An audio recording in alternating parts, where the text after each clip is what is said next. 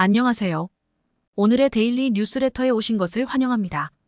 최근 몇 년 동안 한국은 기술 및 경제 분야에서 비약적인 발전으로 유명할 뿐만 아니라 국방 산업에서도 주목할 만한 이름이 되었습니다. 특히 한국의 미사일 기술 발전은 국제 무대에서 강력한 인상을 남겼습니다. 연구 및 제조에서의 혁신적인 진보로 한국은 국내 수요를 충족시킬 뿐만 아니라 신뢰받는 미사일 수출국으로도 자리매김했습니다.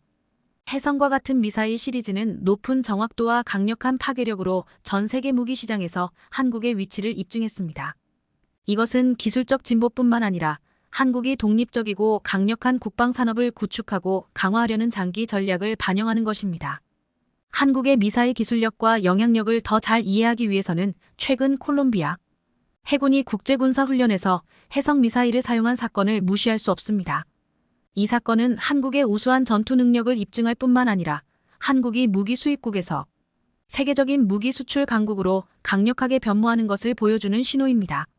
이를 통해 한국이 국방기술 발전에 대한 큰 투자와 강력한 약속을 보여주고 있음을 명확히 알 수 있습니다. 현재 세계 군사 상황에서 한국의 이러한 인상적인 발전 여정과 기여를 살펴봅시다. 지난 21일 콜롬비아 해군이 중남미 해군 다국적 연합훈련 유니타스에서 놀라운 장면을 보여줬습니다.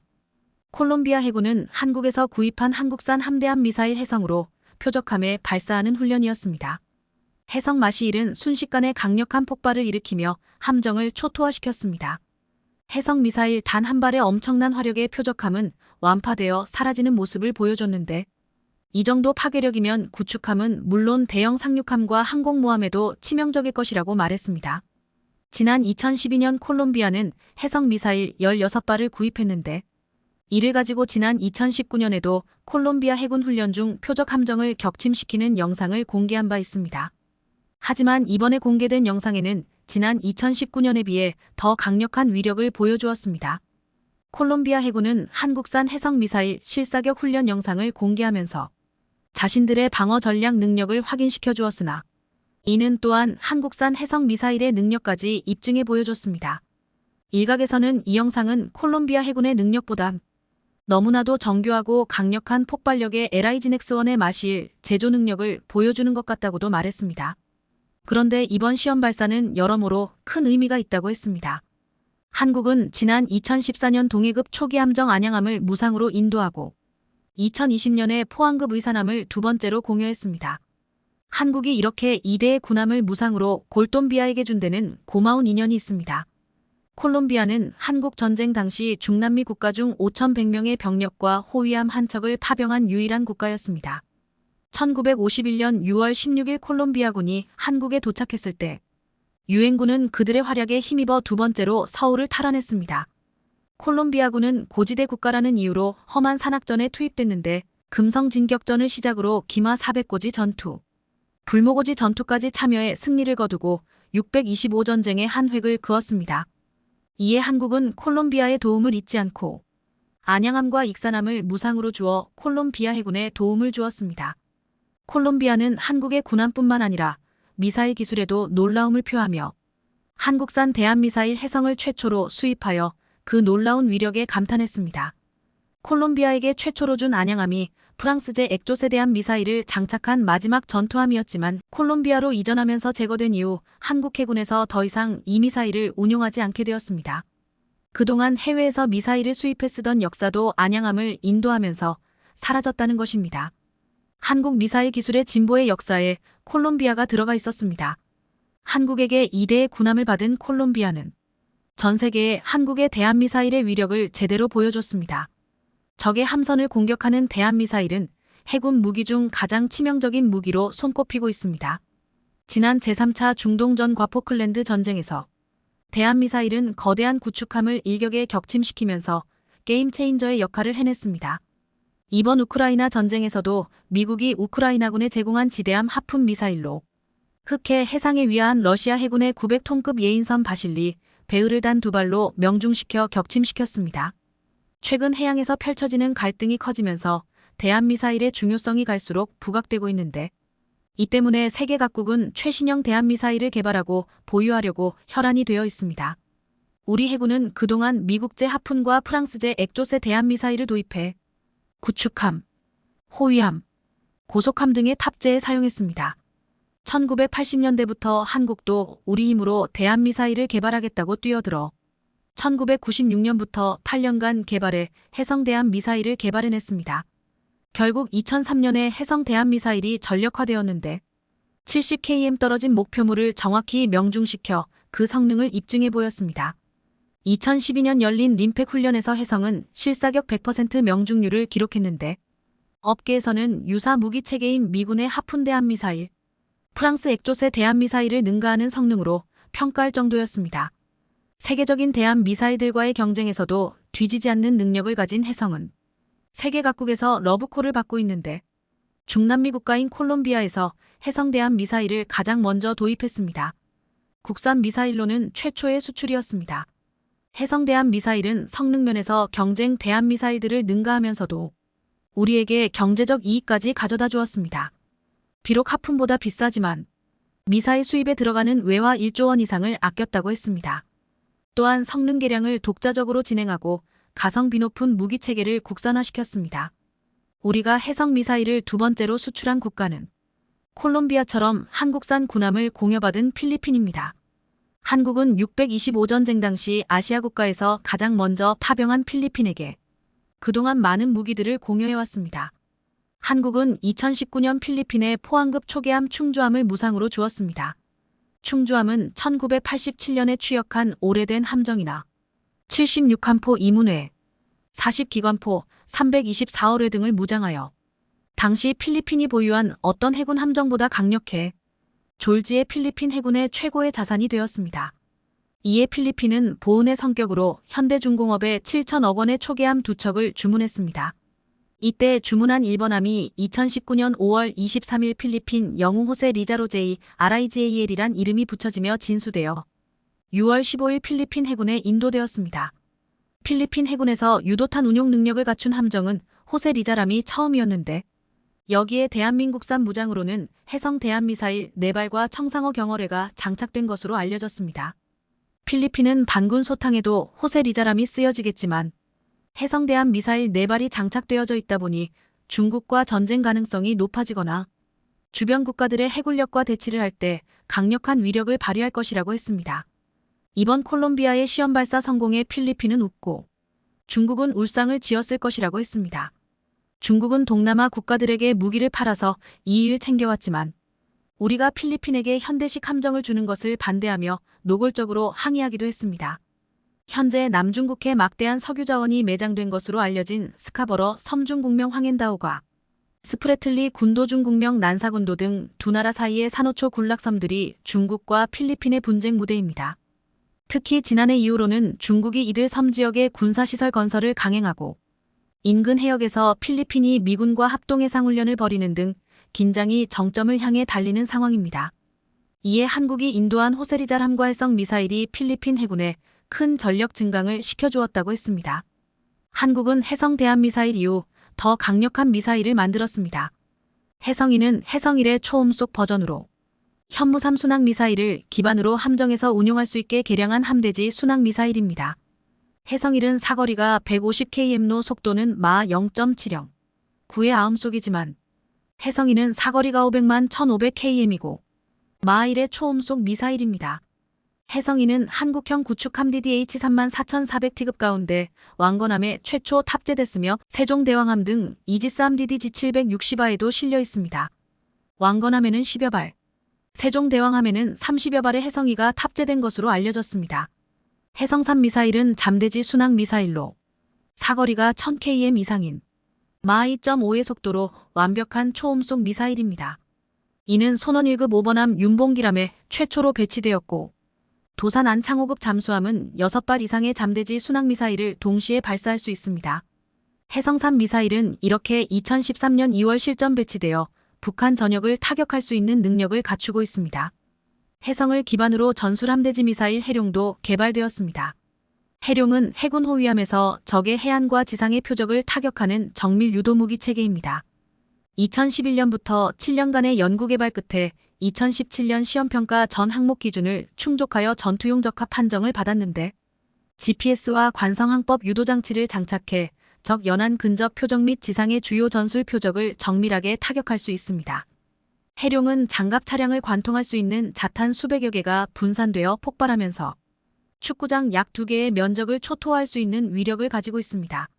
또한 해룡은 발사 방식을 경사형 FFX1과 수직형 FFX23으로 다변화하여 함정 종류에 따른 탑재 제한을 극복한 국내 최초의 미사일입니다.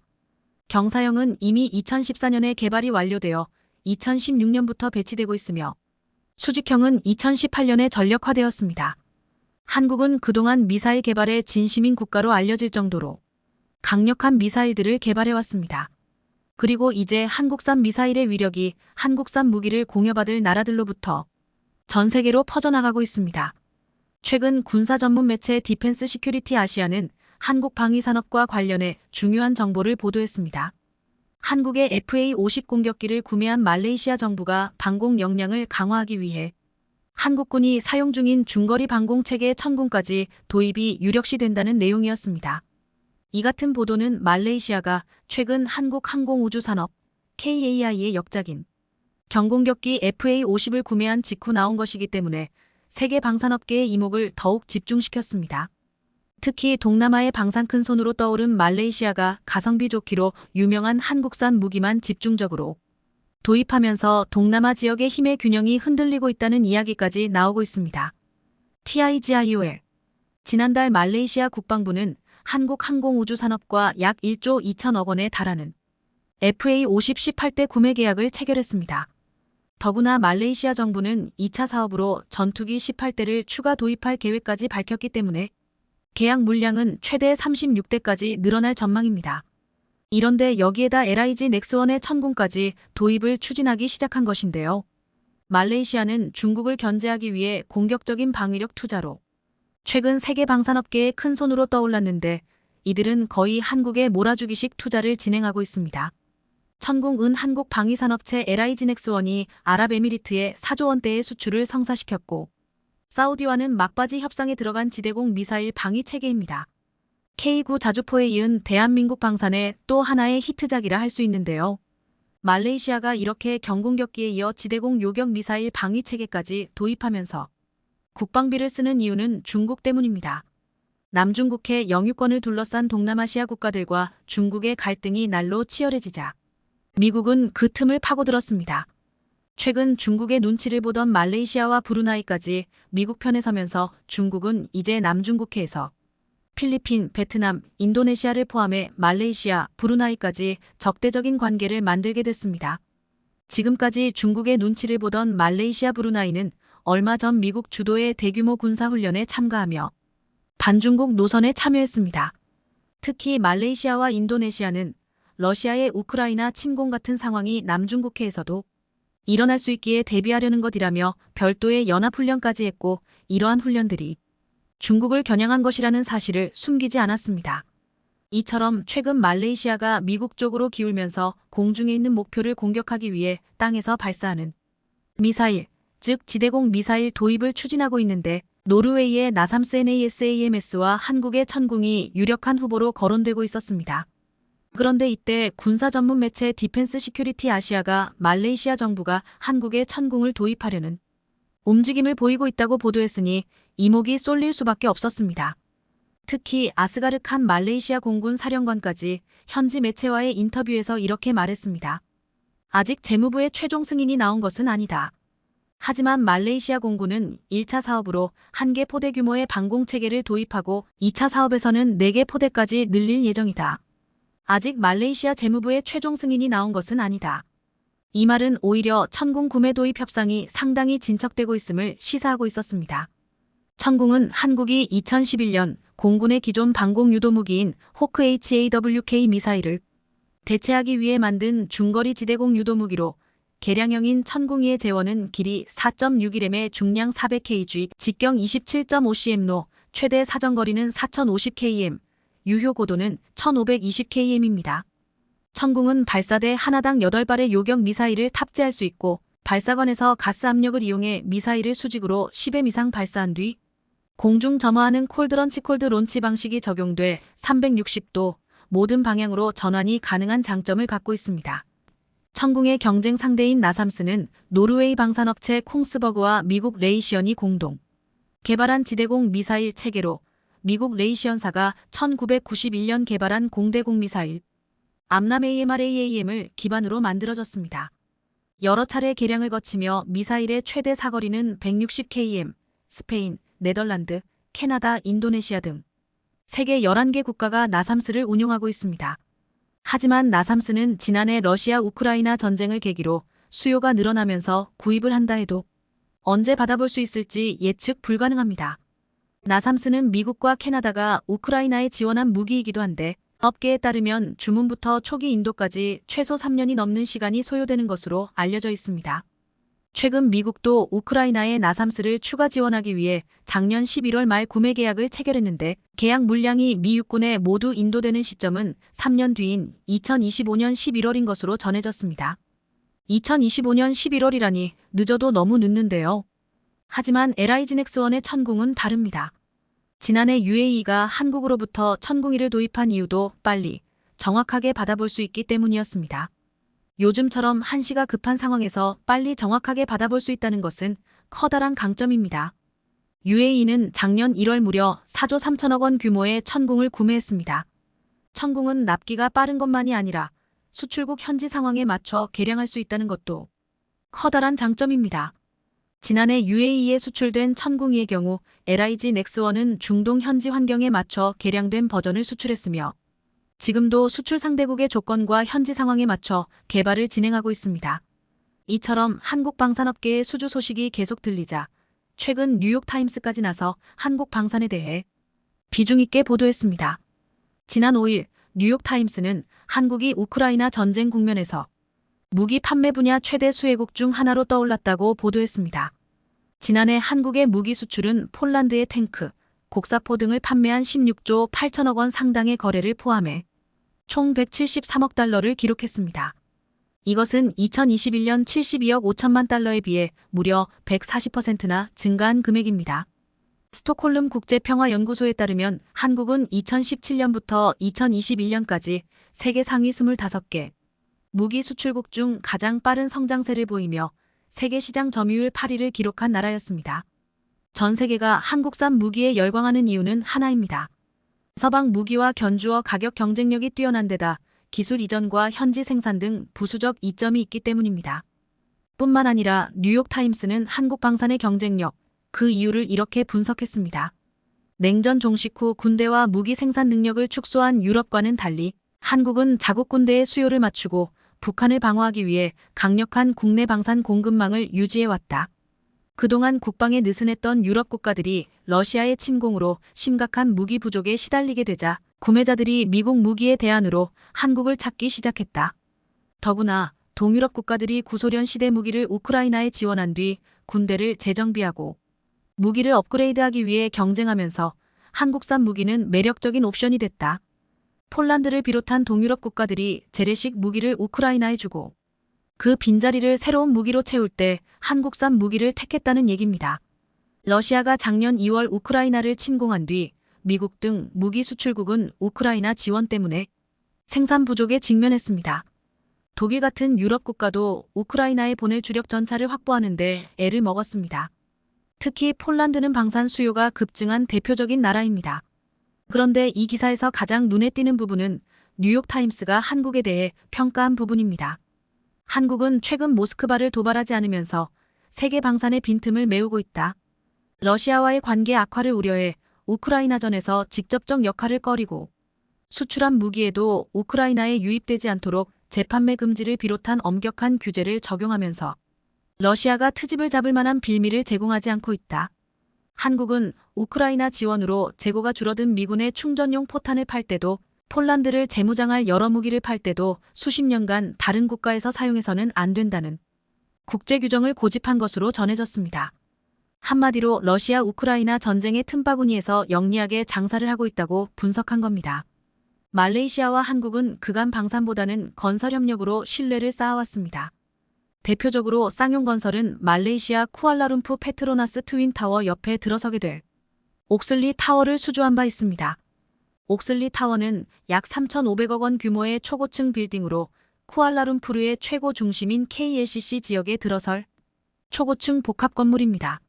말레이시아는 자발적인 K-파프 경연대회가 수시로 열릴 정도로 K-파프의 인기가 높고 2014년에 이미 한국어가 말레이시아에서 제2외국어로 지정되었으며 2017년부터는 10개 중고등학교에서 한국어 수업이 개설될 정도로 한국에 대한 관심이 높은 나라입니다. 그런데 조만간 말레이시아가 FA50 경공격기를 사간 데 이어 한국의 중거리 방공체계 천공까지 도입한다면 한국과 말레이시아와의 방산 협력은 폴란드만큼이나 두터워질 전망입니다. 방위산업의 특성상 한번 무기를 팔면 유지, 보수 등으로 긴 인연이 시작되기 때문입니다. 한국형 전투기 KF-21 보람의 등장으로 항공전력 자주국방에 대한 대한민국의 원대한 꿈이 실현될 가능성이 커지고 있습니다. KF-21의 기본 무장부터 장기적으로 무인기 전자전 무기체계까지 우리 손으로 직접 개발해 나가는 단계가 하나하나 실현되고 있는 건데요. 그것도 그럴 것이 우크라이나 전쟁으로 인해 항공 무장에 대한 중요성이 그 어느 때보다 커진 만큼 우리도 이런 흐름에 올라타야 한다는 목소리가 군 안팎에서 나오고 있는 상황입니다. 특히나 최근 들어 선진국의 기술 보호 정책이 심화되면서 독자적 기술 개발 필요성 또한 커졌고 미래 전장 환경 변화에 대비하려면 선도적 국산 항공 유도무기 개발이 이루어져야 한다는 의견이 나옵니다. 이렇게 국산 항공 유도무기 개발을 위해선 단기적으로 장거리 공대지 유도탄 2차 사업을 진행하고 2030년대에는 장단거리 공대 공유도탄과 한국형 유도폭탄, GBU 계열, 다목적 초음속 유도탄까지 개발이 이어져야 하는데요. 그런데 사실 작년에 열린 공군 국정감사를 통해 우리 군이 KF-21 극초음속 미사일 개발을 가속화하기 위해 공대지 미사일 등 비대칭 타격 능력 확보에 나선다는 계획이 공개됐었습니다. KF-21의 공대지 미사일을 장착한다는 계획으로 앞서 재작년에 공군은 극초음속 공대지 미사일 개발을 장기 신규 소요로 결정했습니다. 무엇보다 기존의 초음속 미사일보다 2배 이상 빠른 극초음속 미사일을 장착한다는 계획으로 이에 따라 서울상공에서 평양의 북한 지휘부를 향해 발사하면 1분 15초 만에 도달할 수 있습니다. 이렇게 극초음속 미사일이 성공적으로 개발되면 한국은 미국, 중국, 러시아에 이은 세계 네 번째 개발국이 될 것으로 보이는데요.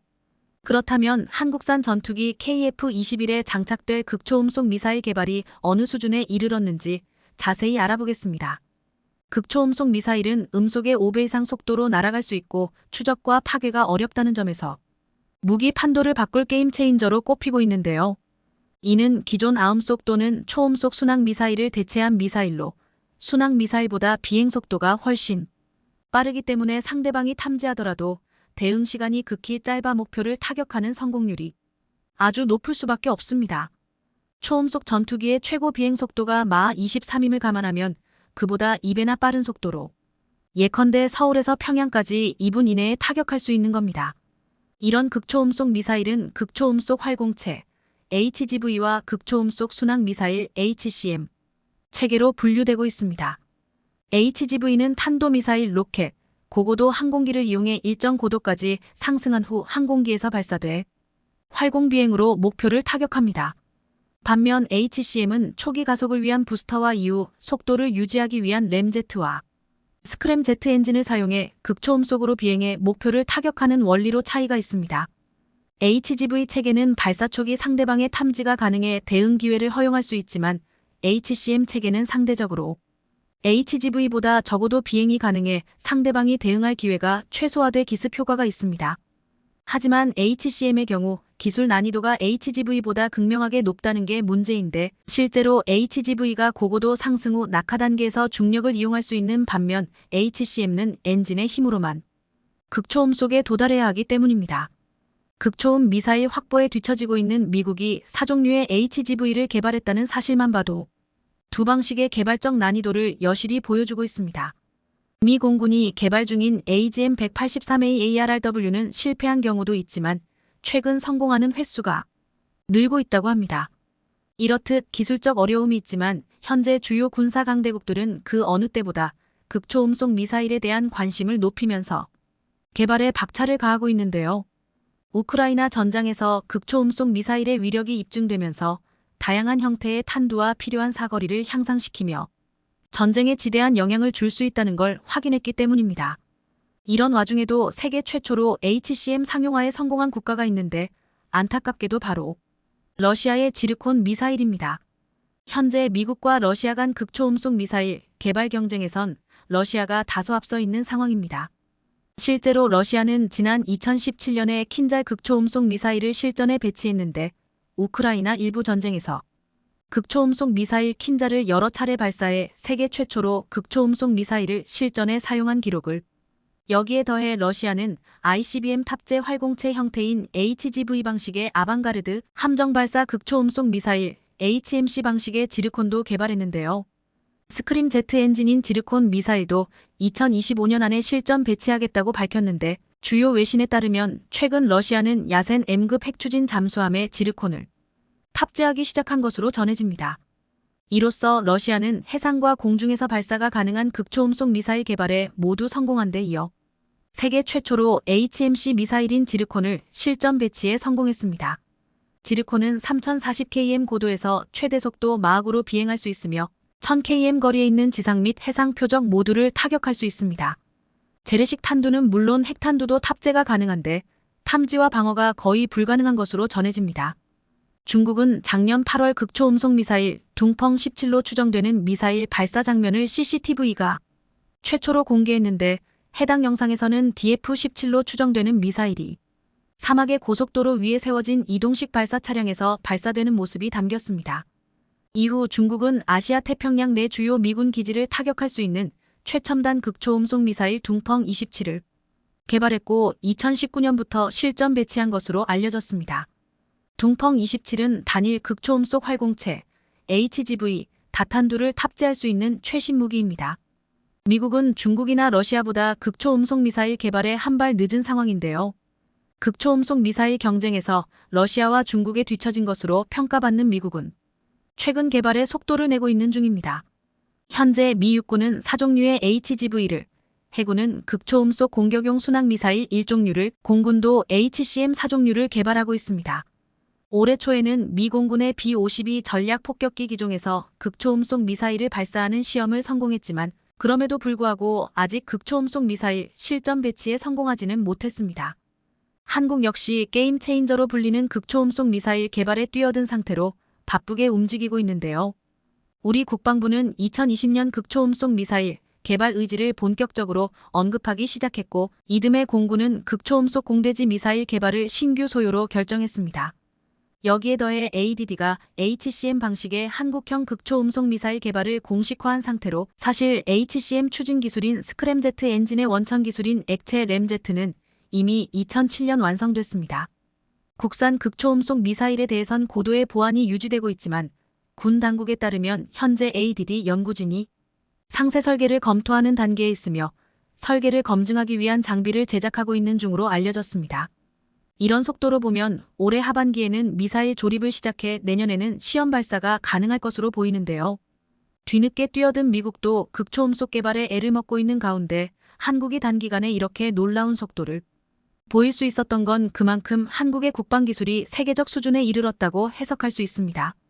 실제로 앞서 재작년 ADD는 한국형 극초음속 미사일 기반 모델인 하이코어 초고속 발사체 시험 모델을 공개해 전 세계 방산업계를 발칵 뒤집어 놓았습니다. 하이코어는 ADD가 개발 중인 극초음속 시험 비행체로 목표는 20km급 고도에서 스크램제트 엔진 점화 및 정상 비행이 가능한 마 5급 초고속 비행체를 개발하는 것입니다. 하이코어 비행체는 총 길이 8.7m, 중량은 2.4톤으로 올해 안흥 시험장에서 비행시험을 수행할 계획으로 알려졌습니다.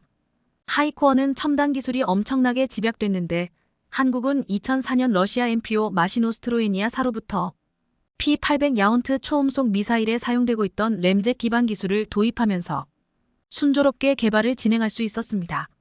지금이라면 도입 자체가 불가능할 정도로 핵심 기술이지만 당시 러시아 정부도 손을 놓고 있었기에 상대적으로 저렴한 비용을 지불하고 기술을 확보할 수 있었습니다.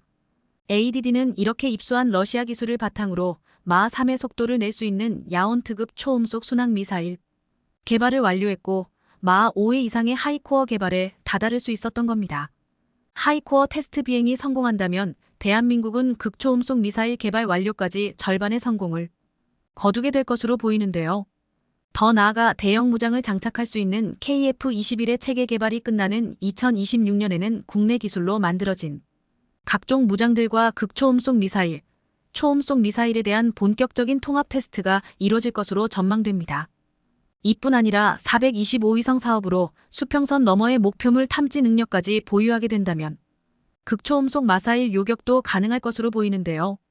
425 사업은 북한 미사일에 대응해 고성능 영상 레이더, SAR 탑재 위성 4기와 전자광학 적외선 탑재 위성 1기 등 정찰위성 5기를 확보하는 내용입니다.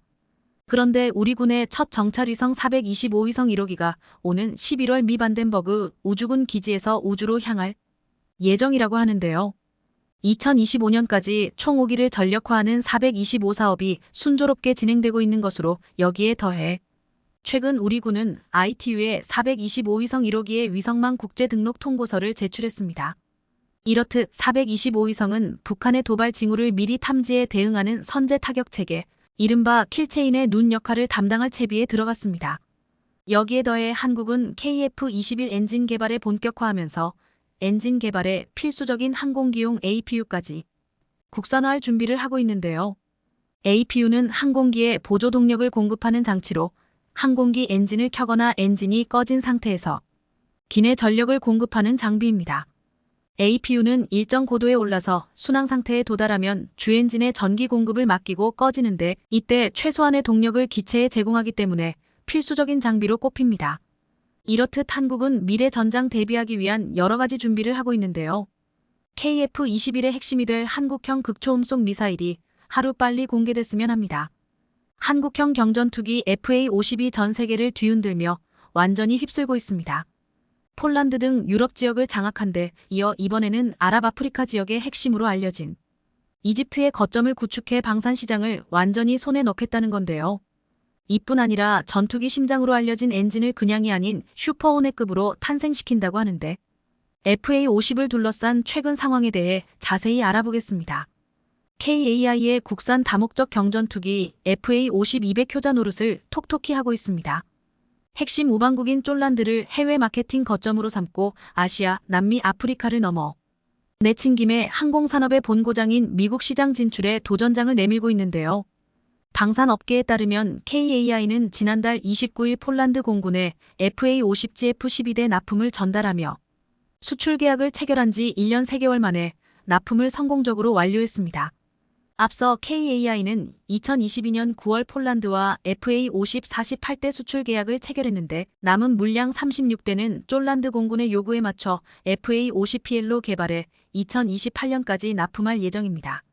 이렇듯 FA-50은 폴란드 주력 전투기를 대체하는 핵심 기종으로 주목받고 있는 상황으로 노후화한 미그 29와 수호이 22 전투기를 FA-50으로 대체해 공군 현대화를 추진하려 하고 있습니다. 여기에 더해 필리핀도 FA-50 도입에 관심이 아주 많은데 차기 전투기 선정 사업으로 FA-50 블록 20을 눈여겨보고 있는 상황입니다. 개량형 모델인 블록 20은 항속거리와 무장 능력을 확대한 모델로 AESA 레이더, AIM-120 암남 중거리 공대공 미사일을 탑재할 수 있어 동급 최강 전투기로 불립니다. 사실 필리핀 공군은 2015년부터 FA-50PH-12대를 운용하고 있는데 뛰어난 격추 성능에 만족감을 드러내고 있는 중입니다.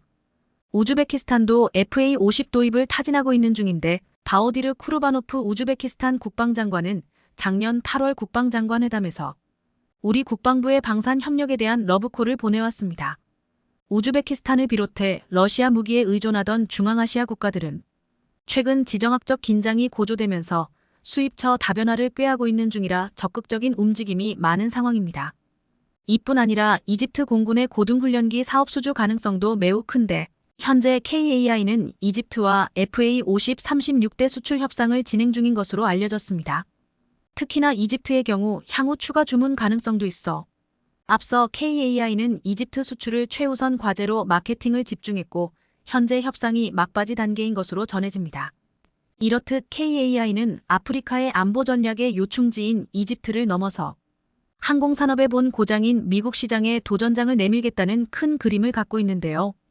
방산업계에 따르면 미국은 내년까지 280대 규모 공군 전술훈련기와 220대 규모 해군 고등훈련기 전술훈련기를 도입할 계획입니다. 우크라이나 사태, 중동 전쟁 등으로 인해 최근 유럽을 중심으로 빠르게 무기 재고가 소진되고 있는 만큼 FA-50의 미국 시장 진출 도전에 대해 승산이 있는 도전이라는 평가가 나옵니다. 그런데 최근 이집트에서 FA-50 경전투기 36대 생산 협약 체결 소식이 전해지면서 방산업계가 들썩이고 있는데요. 이집트 FA-50 수출건의 경우 이집트 현지에 생산 공장을 짓고 자체 제작하는 방식의 수출로 진행될 가능성이 높은 것으로 전해집니다. 최근 언론 보도에 따르면 우선적으로 FA-50 36대를 생산하고 추가로 더 생산 계획이 있을 가능성이 매우 큽니다. KAI는 이집트를 아랍아프리카 지역의 FA-50 수출과 유지보수 거점으로 활용할 생각을 가지고 있는 상황입니다. 사실 이집트 FA-50 수출은 1년 전부터 계약 이야기가 글로벌 방산업계에서 나오고 있는데 지난달 계약이 막바지에 이르렀다는 언론 보도와 함께 해외 트위터에서도 해당 내용이 업로드되는 등 계약 체결이 임박한 것으로 보입니다. 이번에 계약 체결이 성사되면 이집트는 전 세계에서 7번째 FA-50 운용국이 될 전망인데요.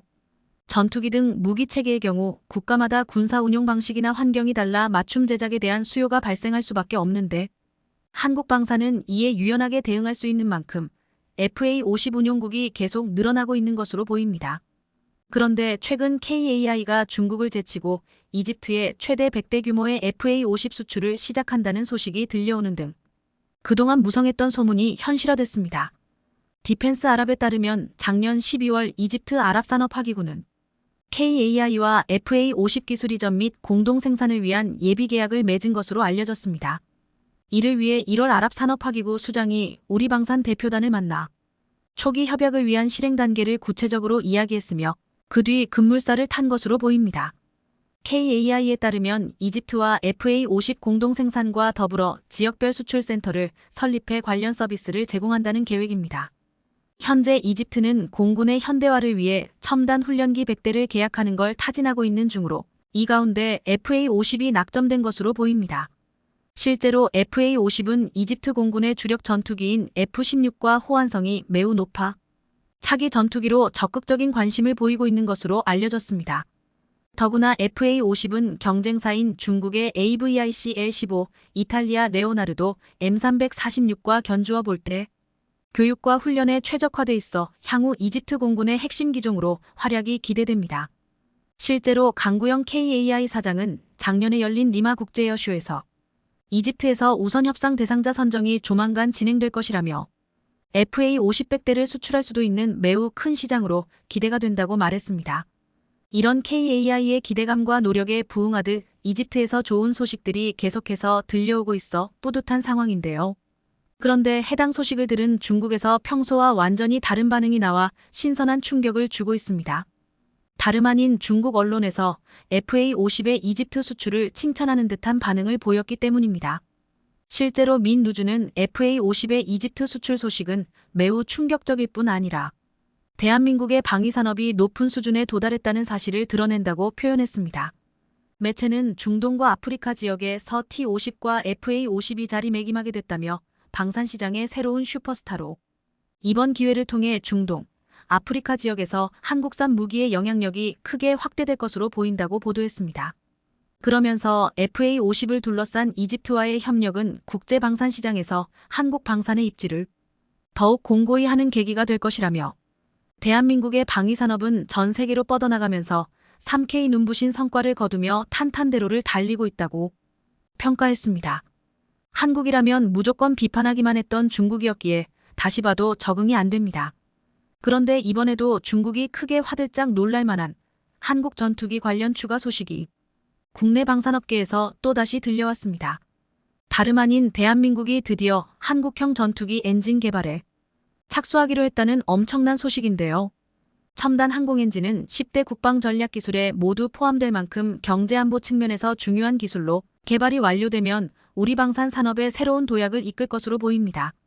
방사청에 따르면 2030년대 중후반까지 국산 전투기에 장착할 수 있는 15,000 IBF급 터보팬 엔진 개발을 완료할 예정입니다. LBF는 엔진 출력의 단위로 1만 LBF 이상은 Z기급으로 분류됩니다. 현재 항공 엔진을 개발할 수 있는 기술력은 미국과 영국 등 일부 선진국만 보유하고 있을 정도로 막대한 예산과 오랜 시간이 걸리는 첨단 기술로 꼽힙니다. 한국의 경우 ADD를 중심으로 항공엔진 개발을 위한 설계, 부품 기술을 개발하고 있으며 민간업체에선 항공용 가스터빈 엔진 일부 부품의 제작과 조립 기술을 가지고 있지만 독자적으로 항공엔진을 설계하고 제작할 수 있는 기술은 부족합니다. 이런 이유로 그동안에는 T-50, FA-50, TA-50의 심장에 해당하는 엔진은 모두 외국에서 수입해왔었습니다. 하지만 미래 전장이 항공과 우주까지 확장될 것으로 예상되는 만큼 더구나 방위산업이 미래 먹거리로 성장하고 있는 상황에서 독자 항공엔진 개발의 필요성이 날로 높아지고 있는 상황입니다. 때문에 우리 역시 항공엔진 개발을 주목하게 됐고 본격적으로 우리의 심장으로 전투기를 날아오르게 하기로 한 겁니다. 방산업계에 따르면 현재 국내에서 항공엔진을 생산하는 곳은 한화에어로스페이스가 유일한데요. 한화에어로스페이스는 F-15K 전투기와 T-50 고등훈련기 등 우리 공군의 주력 항공기 엔진뿐 아니라 한국형 헬리콥터 개발 사업에도 참여해 수리온의 엔진도 생산했습니다. 2016년엔 KF-21 프로젝트에 뛰어들어 엔진 통합 개발을 주도하는 역할을 맡았는데 이런 이유로 한화에어로스페이스가 GE로부터 관련 기술을 이전받아 직구매 조립 국산화 부품 국산화의 3단계를 거쳐 엔진 국산화를 추진할 것으로 보입니다. 사실 국내 방산업계는 오랜 기간 미국 업체들과 정식 계약으로 기술과 부품을 받아 전투기용 엔진 기술을 국산화해왔는데요. 이를 바탕으로 현재 1350도 수준의 유를 가진 터보팬 엔진 기술까지 확보했다는 평가를 받고 있습니다. 그런데 방사청이 10여 년 뒤에 내놓겠다고 밝힌 엔진은 현재 KF-21이나 미군 FA-18EF 슈퍼호넷 전투기에 탑재되는 F-414급에 해당하는 어마어마한 수준입니다. 올해 시작되는 엔진 국산화 개발 프로젝트의 완료 목표 시기는 2037년쯤으로 전체 사업 예산은 약 5조 원 규모로 추산됩니다. 중국이 한 종류의 엔진을 개발하기 위해 퍼부은 돈의 5분의 1도 안 되는 예산과 4분의 1에 불과한 사업 기간으로 한국은 고성능 엔진을 만드는 건데요. 이른바 한국형 F-414 엔진이 완성되고 이 엔진이 FA-50 후계 기종 혹은 KF-21 블록 3 같은 차세대 기종에 탑재되면 한국은 진정한 의미에서 전투기 독자 개발 생산 능력을 갖추게 될 것으로 보입니다. 현재는 전투기 동체부터 레이더, 전자장비, 각종 센서와 엔진까지 독자적으로 설계하고 제작할 수 있는 나라는 미국, 러시아, 중국, 프랑스, 일본, 영국 정도에 불과합니다. 2030년대 중반이 되면 한국도 비로소 그 대열에 합류하게 되는 건데요. 대한민국이 오롯이 순수 국산 기술로 전투기를 독자 생산하는 진정한 항공 선진국으로 거듭날 일이 머지않은 것 같습니다.